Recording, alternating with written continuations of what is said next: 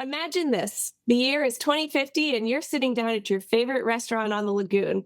Your server takes your drink orders and you ask for the specials. And they mention that their catch of the day is wild caught clams, fresh from the lagoon. What is a dream today may be possible tomorrow thanks to the hard work of partners around the Indian River Lagoon with funding from the One Lagoon program. Today, it's all about clams, clams, clams. Hi, I'm Dwayne DeFries, Executive Director of the IRL Council and the Indian River Lagoon National Estuary Program. Welcome to our One Lagoon, One Voice podcast.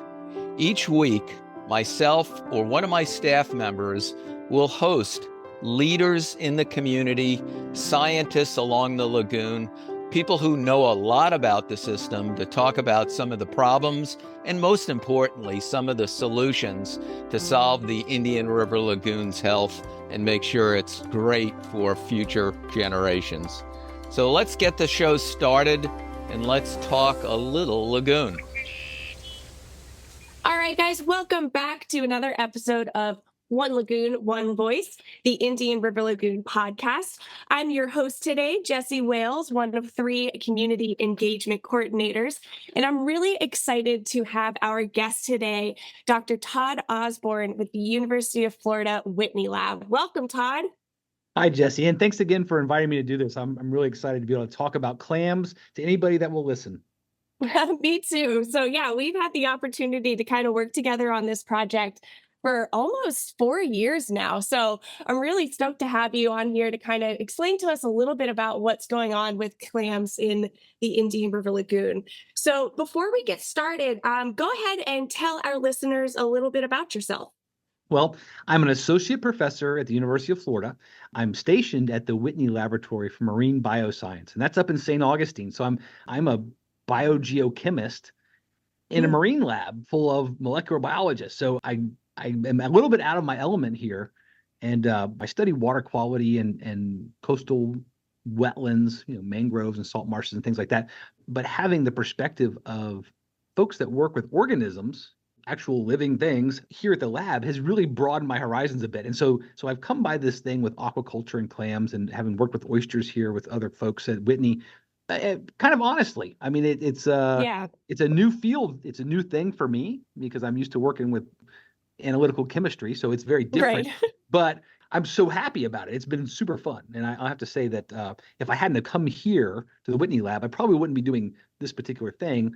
I wouldn't have had the exposure to organismal biology and all the different fun things that go along with it. So I'm an off case a little bit for the biogeochemistry people that are out there going, oh, wait a minute, this guy's supposed to talk about nitrogen, right? Well, no, this has been really fun for me. And it's like probably my favorite project that I work on. I can see how clams would be a perfect mixture between the marine biology side of things and the water clarity side of things, or water quality side of things, especially since they are a prolific filter feeder in the lagoon.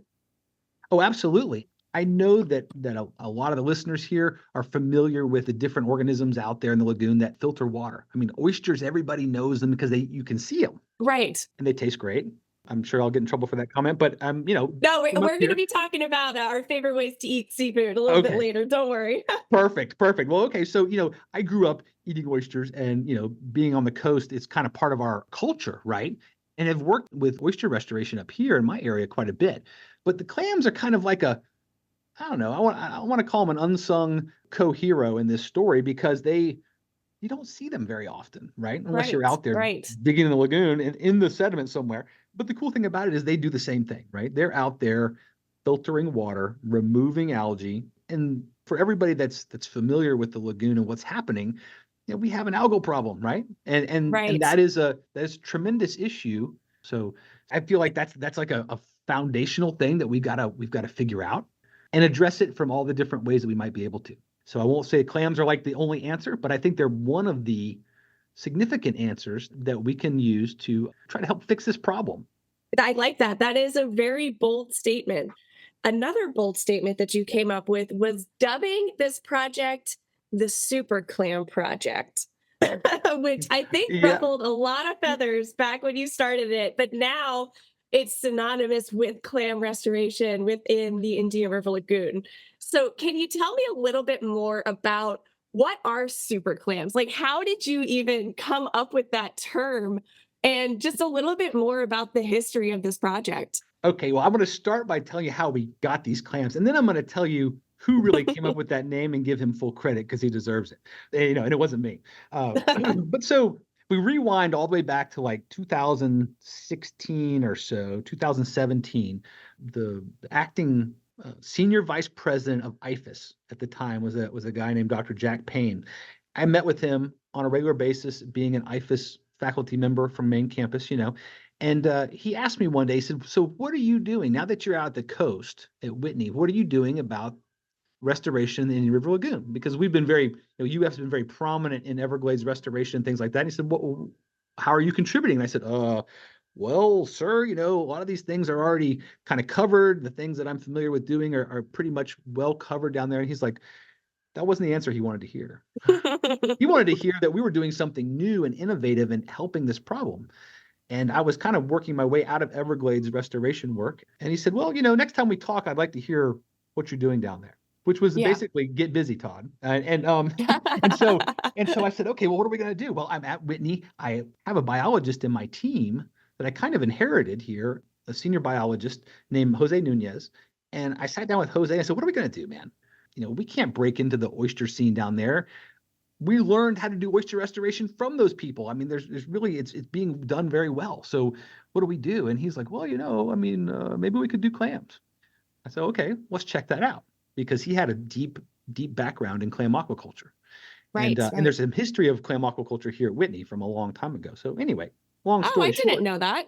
Yeah, well, so check this out. Way back when, in the 90s, one of our former directors here did a lot of hard clam physiology research. And it just so happens that several leading clam scientists had some work and some time spent here at Whitney in one respect or another. Actually, Leslie Sturmer, who is kind of heads up the aquaculture side of UF and Cedar Key, is here today on campus doing some things, but she had a long history here. And if you guys didn't know this, the Cedar Key clam industry that we know of today, which took the place of gill netting, which I think is fantastic, right? Can you tell us a little bit about what gill netting is for those who may not know? So for those of you that don't know, there was a long history of fish harvest in Florida waters by gill nets. And gill nets are kind of an indiscriminate netting technique that basically captures fish that can only fit through a net one way, captures them by their gills, right? And so it's kind of devastating on our coastal systems because indiscriminate harvest is just what it is, right? You get, who knows what you get. Whatever you can get in the net. The mullet fishermen were out there fishing for mullet for the roe market and using these gill nets, but had a tremendous amount of bycatch. And it was being noticed by fisheries scientists saying, hey, our populations are really going down. What's going on? Well, this gill net was the kind of the issue, right? And so a ban on gill netting was brought across the state. But then a lot of watermen, a lot of people that living on the coast said, well, what are we going to do now? We need jobs. And so Leslie Sturmer, who most people know is kind of like the queen of clam aquaculture in the state, she had proposed training some gillnet fishermen in Cedar Key to grow hard clams. And she promoted that program and it took off. Well, they needed broodstock from somewhere to grow this industry. And you know where they got them? No, tell me. In the Indian River Lagoon. I mean, so oh, no way. The IRL actually was the location, the healthy clams they chose from the IRL to base that entire industry on. And that's a pretty amazing thing, right? That's crazy. When I learned that background, I said, well, clams were probably pretty important. And then I dug into it and I saw, wow, there's a tremendous history of clams here. In fact, clams were such a huge part of the Indian River Lagoon that throughout the 80s and the 1990s, there was massive free harvest of clams from the lagoon. And our estimates based on FWC's data and other sources is somewhere, close to 10 billion large adult clams were removed from the lagoon in like 2 decades. And it just so happens that if you look at the landings figures, you notice these big peaks and troughs. And then in the early 2000s, those landings really, really got low, almost to some level that was barely an industry. And then suddenly we're start having these algal blooms in 2011. Well, not going to say cause and effect for clams, but if you remove a large filtration capacity from the lagoon, I can only imagine that there are effects, cascading effects for the ecology. Right. And so we decided, well, maybe we could do something and bring clams back to the lagoon. Let's go get some and spawn them at the lab and see about reintroducing them in larger populations. Well, that was a pretty simple thought for us until we got Right. down there and tried to find some. And it took I was us. going to say that must be a pretty fun day, right? You put on your clam waders, you get your clam rake, you go out there, get a whole bucket. Like, is that how it worked out? Or Well, that was the vision, right? I mean, absolutely, Jesse. That's what I wanted to do. I wanted to go down there and just rake up a couple, take them home, spawn them, and go like, hey, look, we can bring them back in big numbers. Well, our first 4 trips, we couldn't find a single clam. We found a bunch of shells, and that was like, bummer. But 4 trips later, we decided, well, we're going to need like an army of people, and we're going to need some dedicated time for this. did you go out to like known clam beds in the area? Yes, we looking for clams, and you found nothing. It was so depressing. There was just nothing. We looked in places. I mean, we looked in.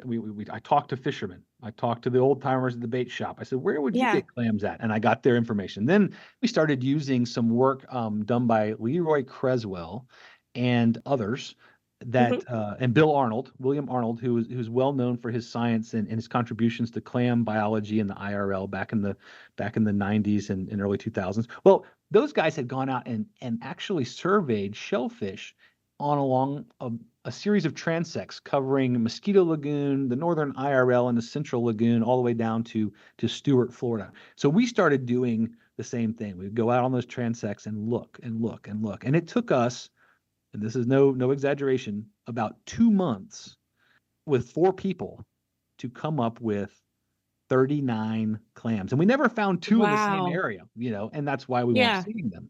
They weren't able to reproduce in any kind of way that made sense. Like for them, they just could not overcome the distance barrier, right? Because clams can't swim the way that scallops can, right? Or like oysters settle down and then they're stuck there. So if you don't have enough adult clams in the area, there's no way for them to breed, correct? Exactly. Gotcha. And so they were basically place bound. They're stuck where they are. I mean, clams can move around a little bit, but not, oysters are kind of fixed, and clams are, for all intents and purposes, they're pretty fixed too. I mean, wherever they settle out, that's kind of their zone. They're not going to pick up and move.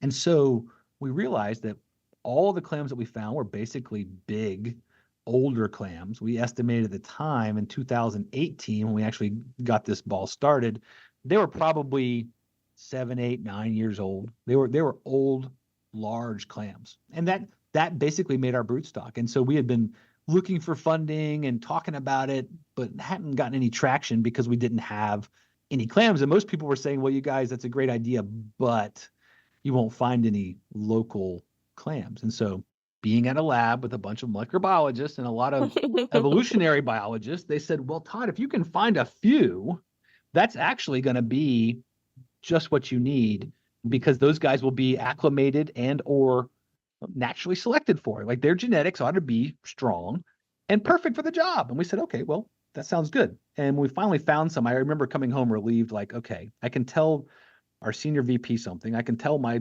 director that we actually found some and that we're not crazy. And I can maybe get something going here. And so that was the genesis of actually getting a reproductive group of clams in the lab that we could then spawn multiple times and get. And our first spawn, we got 40 million larvae out of. Like they just went crazy. Moly. Like they were ready. They've been waiting for years, Yes, yeah, exactly. They were just waiting. And so that kicked us off, And I have to give a lot of credit to a guy named Mike Sullivan. And he owns a company called Premium Seafood. He's located just up the road from us, but he had all of these lease areas in Mosquito Lagoon. And, when we were about the point of giving up, he said, "Well, you guys, I know some little places back in Mosquito Lagoon that you guys haven't looked. Let's go check them out." And we went with him. We found probably half of what we had collected from Mosquito Lagoon. And so his help was monumental. And as a professional clam grower, I mean, he actually helped us work through some of the commercial techniques and all the things that were kind of roadblocks to producing them in the lab. But back to your original question, he didn't name the super clam, right? Right. I have a really interesting guy that works on my team. His name is Norman Kolsch. He's an older guy. He used to own a bunch of restaurants in Brevard County. You guys might remember Chowders or the Mousetrap or Coconuts on the Beach, Hmm. and most recently River Rocks restaurant Hmm. on the river. And we met in a kind of a roundabout way. But as he got involved in this, he was basically a volunteer before I put him on the payroll, because he did so much. I could not put him on the payroll. I said, Norm, you kind of know everybody. And he was my connection to meet all of these people, like all the right people. I said, I want to talk to someone at the city of Satellite Beach. Oh, well, okay. And he'd call a friend and we'd have a meeting, And so he was like Nice. my local fixer, right? He's this guy Yeah, who just yeah. knows everybody. Unofficial mayor of Merritt Island is what I call Norm. Anyway, so he said, you gotta kind of market this a little bit so that people can get excited about it and recognize it. And if it's catchy, and he actually coined the phrase super clam, and because I'm just not creative enough, I couldn't come up with anything better. And I said, okay, Norm, let's just do that. And I know we got some flack. We got some pushback on that one, really bad, because people thought we were just kind of coming on too strong. But I have to say that was the propulsion, to meet Blair Wiggins. Captain Blair is a big supporter of this. This was a dream of his since before we started working with clams. Absolutely. Yep. And that kind of like promotion got the word out. So then the Coastal Conservation Association folks who work with Blair a lot said, hey, you've been talking about clams, Blair, and this, we heard this other guy's talking about the super clam thing. What's going on? And they put us together. And that's how we were able to like build. Really jumpstart this project. Yeah. That's awesome. So I didn't realize that that's how you guys came up with the name Super Clam. I love that though. And honestly, it has grown since then into a superhero of sorts, and it gives a perfect segue into a mascot for you guys for your project. Yes. So I am definitely on the Super Clam train now. So you guys not caught, because they're not running away from you, but you guys found 39 of these clams that had survived, the major algal blooms that we had back in 2012, and you brought them back to your lab. And I've had the opportunity to come and check out your lab, and it is spectacular. It has been so cool to go out to the raceways in the back and just watch you guys scoop your hands in and come up with thousands and thousands of tiny baby clams in your palms. So can you tell us a little bit more about how you guys are growing them? I know that in the commercial world, they size them out, and that depends on when you guys put them into the lagoon or how much they sell for, if you were to sell them to commercial fishermen and stuff like that. So can you tell us a little bit more about how they're being grown and what sizes you guys are looking for? Well, absolutely. So it's pretty fascinating. Like, this was all new to me, right? Right. It was a process of learning, but I feel pretty confident about it now, and I'll tell you how it works. So clams are pretty neat in their biology, and very much like oysters in that they are what we call synchronous spawners, right? That means that they spawn at the same time given certain cues.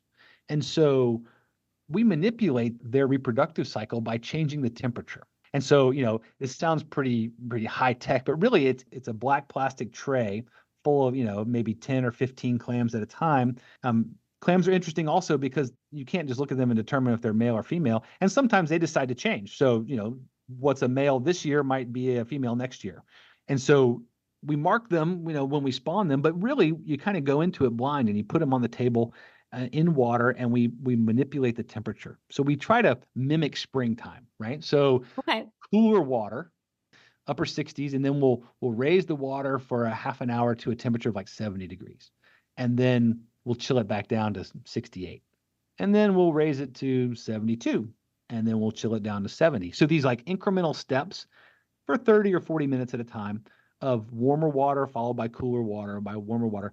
This is kind of like their trigger. It kind of imitates springtime, cool at night, warm in the daytime on the flats and shallower water, things like that. So these fluctuations in temperature cause them to spawn. And as soon as one spawns, the others are sensing it, right? They know that those gametes are out in the water, and they sense it, and they all spawn together. And it's like a strategy. It says, hey, if we spawn together, we'll have the best chance of fertilizing all of these millions of eggs that a clam can make, and we'll kind of overwhelm all the larval predators that are out there, meaning all the things that would eat little baby clams while they're free swimming, because they do swim around for about 10 to 14 days. They're in a larval stage, and they're tiny. You can't see them. You need a microscope. But during that time, lots of things want to eat them, right? And so if you put out zillions of these things, literally, that's a really scientific term, isn't it? Zillions of these things that are out there, well, then they can't all be eaten. And then the hope is, or the ecological strategy is that will allow them to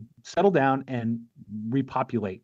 So those kinds of things, we just manipulate those in the laboratory. So we have these big tanks. They're full of free swimming larvae that haven't grown a shell yet. And so they're feeding on algal cultures every day. And that usually takes anywhere between 10 days and 14 days, depending on the temperature. Once they get to the point of settling out, when they basically grow a shell and they get heavy and they can't swim anymore. So they settle to the bottom and we drain those big tanks. Then you move them to the next tank where they basically exist on a screen that's small enough size to hold them. And they get fed algae every day and they get cleaned every day. And then every couple of days they get sieved and they get separated by growth rate. So some of them are slow growers, just like us, and some of them are speedy growers. And so we kind of keep them separated by size simply to make the process easier, right? Mm-hmm. Then we'll take them from the raceways and move them out into these large mesh bags called grow out bags. And they are basically just that. They're just big mesh bags. Think about the bags that you put your laundry in to go to the laundromat or your gym clothes in a mesh bag. And that's what they are, but they're big. They're 40 inches on a side. And we'll put maybe 10,000 of those little guys in there and tack them down to the bottom of the river on a aquaculture lease. And that's a lease is a place that the state, the Florida Department of Agriculture and Consumer Services has set aside for aquaculture activities. And so the leaseholder, in this case me, is responsible for anything that goes on that parcel of land. It has to be marked, it has to be maintained, and then it has to be cleaned on a regular basis. We can't leave any junk out there. We put hundreds of these bags out. And over the next 18 months or so, well, I'd say 14 to 16 months, they grow up to about adult size. And I say adult is anywhere between 15 and 20 millimeters across, about the size of a U.S. quarter. Right. Okay. That's an optimal, what we call adult size, because at that size, they can actually reproduce. That's the size that we then harvest them, clean those, we get all the clams out and sieve all the shell out and all that kind of stuff. And just so you know, when those bags come up, they're usually full of sediment. Right. And so they can weigh 300 to 400 pounds. And you have to go out and peel up the bag corners and shake all of that sand and mud out of the bags, and then bring the clams in and sieve them. And then they come to the lagoon. So there's a whole process. I thought, well, man, by the time we're done with this, a clam should cost like $25, right? Right. Yeah, seriously, it's so a lot of work. It's so much labor. So I want to give big shout out, big props to the guys that do this commercially, that put shellfish on the plate for us at the restaurant, because it is very labor intensive. And when you actually go to the seafood market and they're 50 cents a piece, it seems like, wow, that's just not even economically feasible. But in fact, I think our process costs us at the end of the day about 10 cents a piece for these guys. And that's where we've kind of whittled down and made things suitable. We're not commercial sales here, right? So, right. Yeah. For restoration. But that's about what it costs us for an adult clam. I skipped through it pretty quickly, but it's kind of a long haul to get these guys from the spawning table back to the Indian River Lagoon on a site.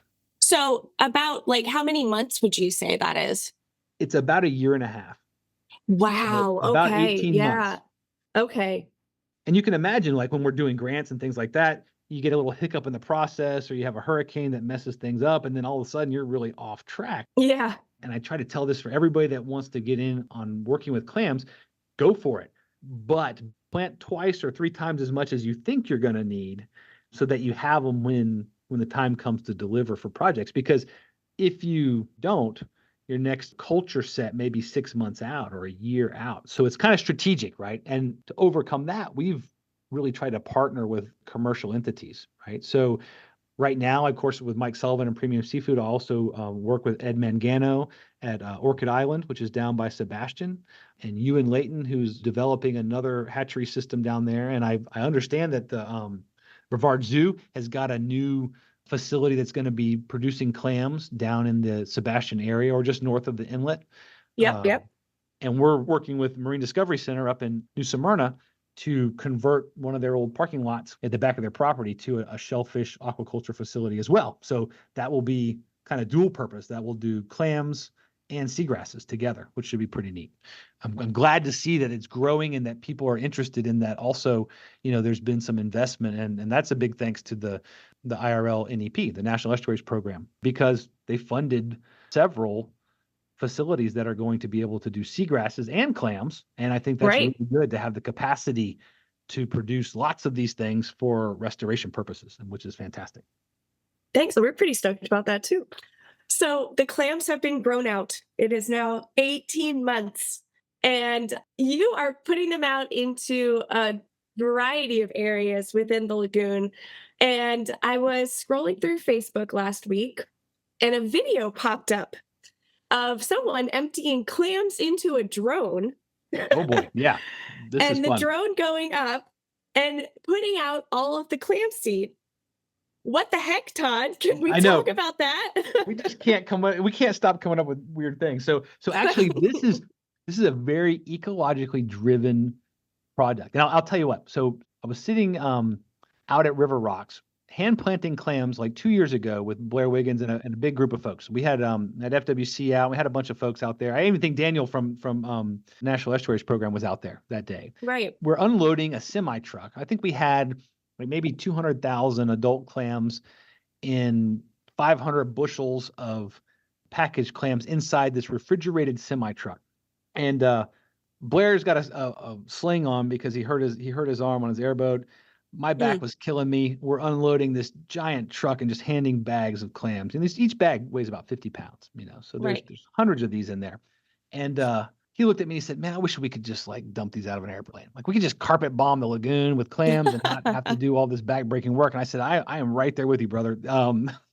This would be great if we could do that. But it kind of stuck with me. I wonder how we could like distribute these in a better way. I mean, it's fun to be out there. For anybody that's been to one of our clam plantings, I'm so grateful for your help. And you probably got the full dose. I mean, you're like, man, this is heavy and this is like work, But so we thought about it for a while. I said, maybe there's a way that we could go about this differently that would be both economically more feasible. So that, i.e., we could do more with the dollars for restoration, and it would be a little bit easier on everybody's, lumbar spine, including mine. Because I'm on surgery number 4 coming up, and I'm over it, like lifting heavy things. By the way, if you see me lifting clam bags, please yell at me or something. I can do that. Yes, I need to be reined in. I need to be supervised because my lower back is done. And so all joking aside, though, the idea of distributing clams aerially was genuinely a good idea. We laughed about it, dropping them out of a Patrick Air Force Base's aircraft. Probably never going to happen, but there may be some other way. And so we thought about it a little bit more and said, well, if we could do that, how would we do it? And what would that look like? And so the thought was like, okay, if we could put out, for the dollar, a million 2-millimeter seed is pretty inexpensive, relatively inexpensive. It's about $6,000, right? Versus close to $70,000 for a million adult clams. So if we planted 7 times that, say we planted 7 million, clams at small size, would we end up with 1 million adults? And so the math looked pretty good, and we said, well, maybe that would be doable, because legitimately we take a lot of labor out of this and a lot of expenses that aren't necessarily accounted for by the university doing a grant, which would have to be accounted for by the commercial guys when they do this. Right. The goal here is not for me not to be doing this forever, but to turn this over to our aquaculture industry so that they're not only doing restoration, but they're also still working the waterfront. So we have legitimate businesses working in the lagoon, and that also promotes water quality, right? So we saw a bunch of wins on the horizon, and we said, well, okay, how can we make this more manageable for all involved? And so we started this idea of like broadcasting small clams that have made it through the toughest part of their life cycle, and they're about 2 millimeters in size. That 2-millimeter size, by the way, is somewhere around an O in 18-point font. For those of you that are computer, type that up and say, "Oh, okay, let me see." I know. I gotta type one now. Yep. That's about 2 millimeters, right? That's about the size. And so 1 million of those is roughly 9 or 10 liters of material.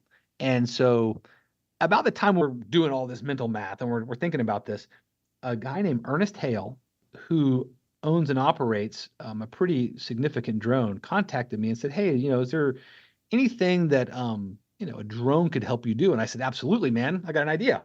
Can you distribute clams?" He's like, "Well, let me see." And he started in and designed a patent pending device that actually will take the clams from a large hopper, and his drone can lift 50 pounds. So think about that. That's pretty crazy. Yeah. This giant drone will pick up and will carry 2 little hoppers full of clam seed out and distribute them in a matter of minutes. So, I mean, 1 million clams can be sown over a 1-acre parcel in literally like 10 to 15 minutes. It's pretty amazing. The best part, though, is that it actually flies a pattern and distributes them really well. They're widely distributed. Now, we go out there and we plant clams by hand. We just kind of throw them into the plot and we cover them up with a net. Well, this requires no nets, but it's very evenly spaced. So we get about 10 clams per square foot across an entire acre. And so that is tremendous. Like, to me, that's like, wow, okay, so if you can do that, then all the things that eat clams really have to work hard to eat them all.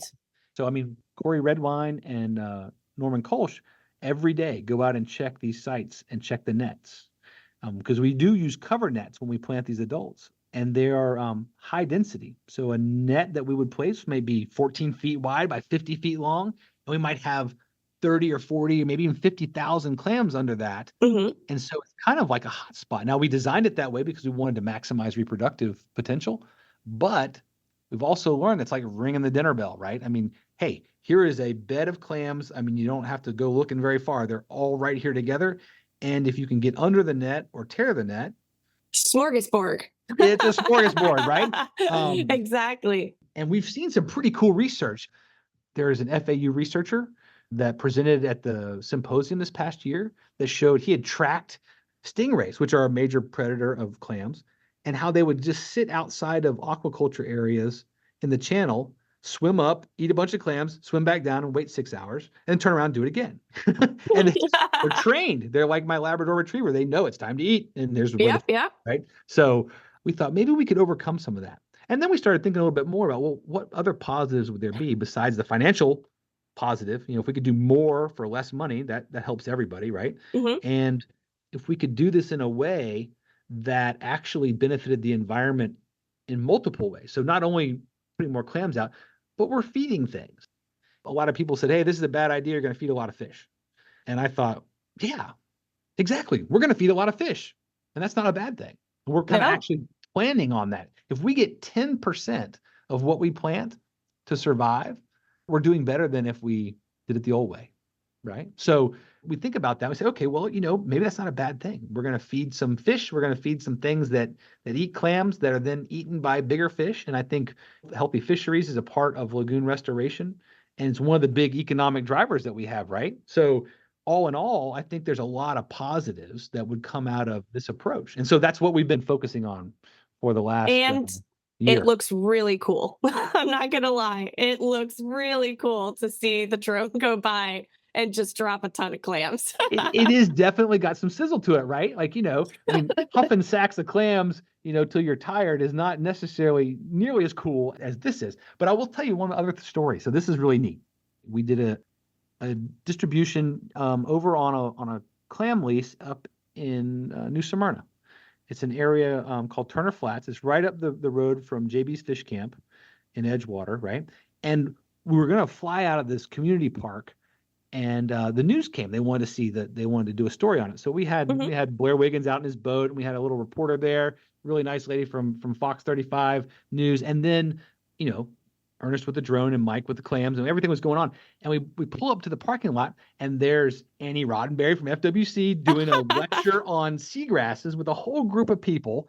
And they're talking about, I mean, everybody was there. It was amazing. I thought, no way. So Marine Discovery Center was there, and all these folks were there doing something anyway. I mean, Sea Grant was there, and they were teaching a whole class of master naturalists about seagrasses and marine stuff. And they were going to go kayaking. So they got to see this whole thing happen, right? and the synergy was tremendous, right? I mean, it was just really cool opportunity to run into colleagues at the same time and realize that all these people are out there working on improving the lagoon, Right. and we're all working together, which is really kind of cool. And that, to me, that was like a one of those moments where you go, oh, things are all clicking into place, and it was just really awesome to have them like front row while we did that project. And they're all colleagues and collaborators on these things. And so it was a really fun day. And that kind of made me think about it a little bit. Say, well, okay, maybe this is not a terrible idea, and it's gonna take off. And I think we kind of threw all of our chips in, and working with the Coastal Conservation Association, or CCA, we said, you know what, we're going to go big. We're gonna ask for support to do 1 billion clams, and Yeah. and I know that's a huge thing. That's crazy, right? If you price it out, that's about $10 million worth of clam restoration. But we don't have a timeline on it. We just have a lot of desire and a lot of energy, and a lot of people that really want to help. So that's what we're going to do. We're going to try to do 1 billion clams for the Indian River Lagoon. And I think with all the other things that are going on that are positive for the lagoon, by the time we get to that goal, I think we'll be satisfied with what's going on. And I'm optimistically expecting improvement from all of the different things that are being done, And there's a lot of good projects out there that are helping the lagoon. So if we're all doing something, I think we're going to see the gains from all of that work. Absolutely. So, one of the things I wanted to chat with you about before we finished up is I have seen clams that have like straight lines on them, and then I've seen clams that have zigzags on them. Is that the same species of clam? Is that a subspecies? Like, what's going on and why the different patterns? So the patterns that you see on clamshells are pretty interesting. There's a long story there, but I'm gonna lay it on you and see what we think. Okay, that's called notata.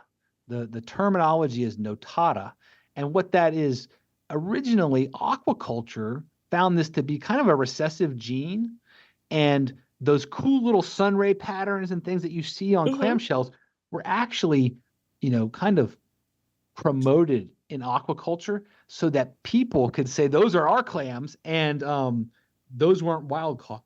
Like, we cultured those, Oh, and it covers the spectrum of all those different colors. And what that means is that this is a well mixed, diverse genetics. But those are still all from the little small subset that we found initially, right? And we've often considered and worried about, like, well, are they going to be bottlenecked genetically? Which means, are they going to be kind of too inbred or whatever to be viable? And no, because we found probably 400 more clams over the course of our work in the lagoon that we consider not ours, right? And so they've been added to the brood stock in my facility and Mike's facility over the years. We found a little trick, and I can't really share that trick, but we found a trick that that helped us find clams, and it worked a lot better than a rake. No blisters, no broken back, no cussing, no, sunburn, all these things. some So little we tricks found of the trade. we found a little trick, and we utilized that trick on our sites to see if there's anybody there before we plant. And if we do find them there before we plant, we collect them, and they go into the broodstock.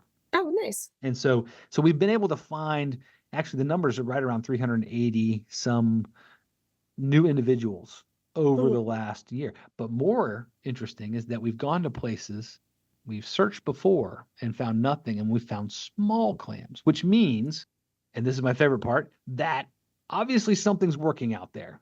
Clams Right. are reproducing, and they are viable in other places. And I get some calls. We do the Jim Ross radio show pretty regularly, the Catch a Memory show, Hmm. and it's really fun to go on with Jim and Blair Wiggins and talk about the Clam Project. And I do it every once in a while, and so now the fishing community is finding them in places where they're out wading or doing whatever, and they find a couple of clams. They'll take a picture and send it to us. Some of them are, without question, the same Your species we're clams. working with, and we're so happy. I mean, I hate to try to claim that and say, oh, that's us, but before we started this work, we couldn't find any, and so Yeah, exactly. definitely no little guys. So I'm thinking whatever's working is working, and we're going to keep pushing that agenda until it's a commonality to see them. I mean, I know oysters had a great year last year. I'm finding little oysters all over the place. I'm like, okay, we've got change happening, and good things are going on. We got grass coming up in Mosquito and Banana Rivers. things are looking pretty good. And I don't want to jinx that. I'm knocking on my wooden desk right now, but I would say that we leverage that and take every opportunity to improve each year. I think as a community, we're going to come out of this thing with a better appreciation for the lagoon and how valuable it is to us, because we've been without, right? And we know what it's like to be hungry now.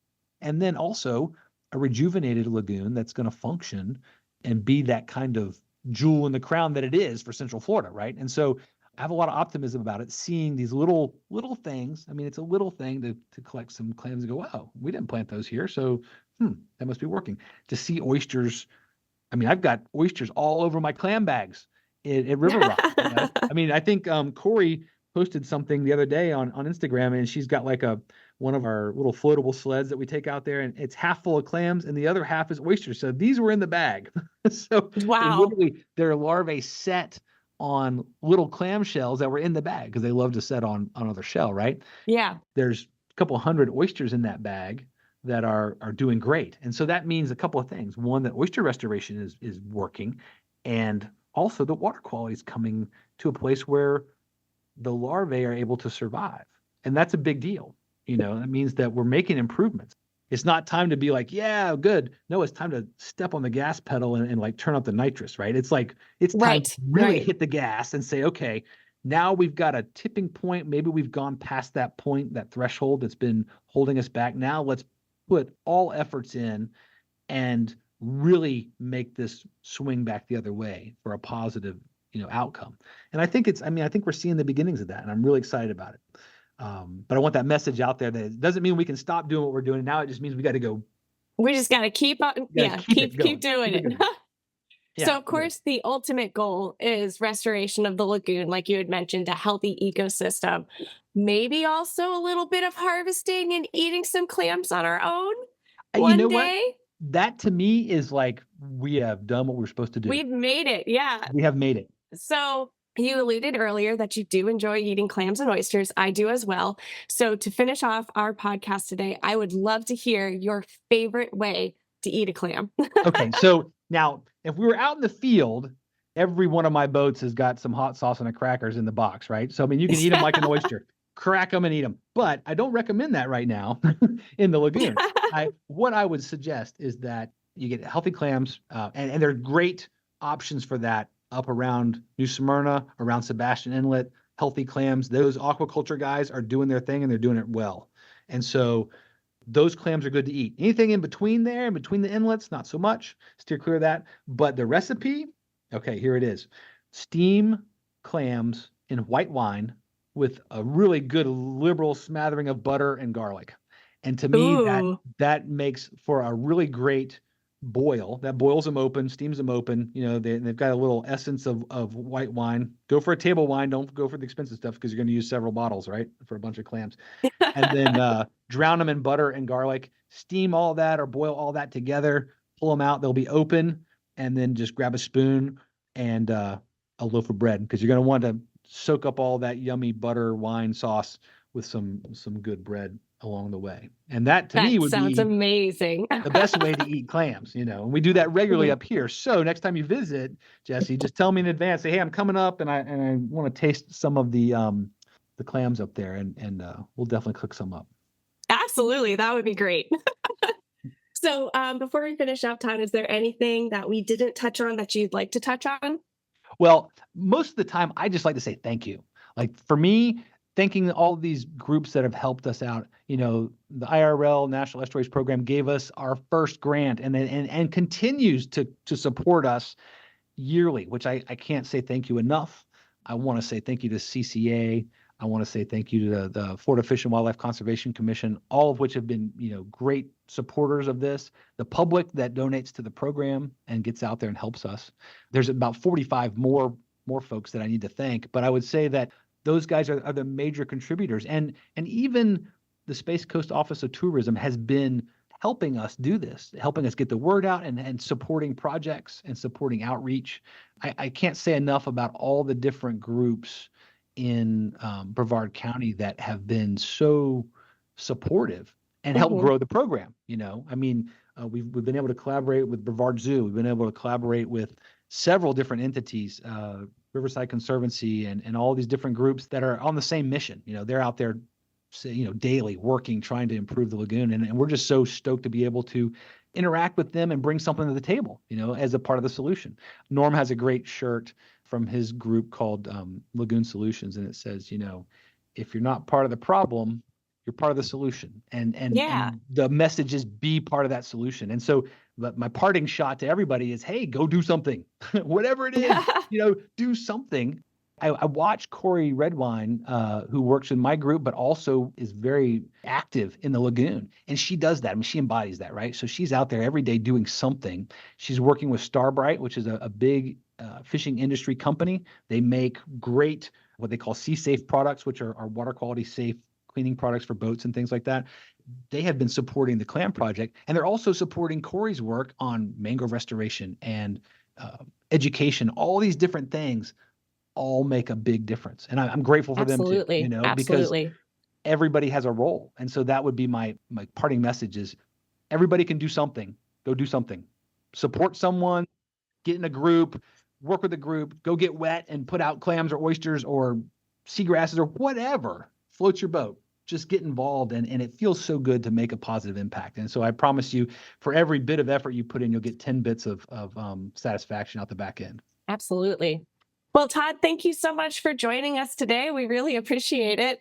Hey, thank you for having me. I love talking about this stuff, and I just really appreciate the opportunity to tell people more about what we do. Absolutely. I love it. If you enjoy these discussions about the IRL, please like, subscribe, and follow to this podcast wherever you get your podcasts. And to learn more about the National Estuary Program, how you can get involved, and tips on living lagoon friendly, or to purchase One Lagoon merchandise, visit us at onelagoon.org. Also, our newly redesigned Indian River Lagoon license plate is available at a tag office near you. And lastly, to stay informed about lagoon news and upcoming events, follow us on Facebook, Instagram, and YouTube at One Lagoon.